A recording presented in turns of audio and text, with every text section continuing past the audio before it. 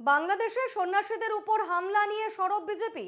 বাংলাদেশে হিন্দুদের উপর অত্যাচার চলছে, তাদের বেরোতে দেওয়া হচ্ছে না, আইনত সাধুদের কারারুদ্ধ করা হচ্ছে।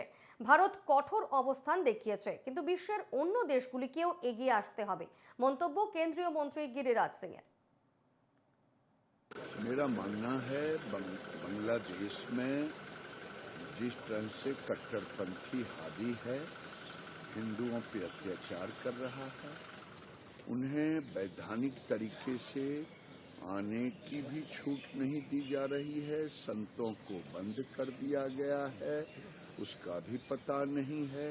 भारत सरकार ने कड़ी फटकार लगाई है, लेकिन दुनिया के लोगों को भी अब बांग्लादेश में हस्तक्षेप करना चाहिए।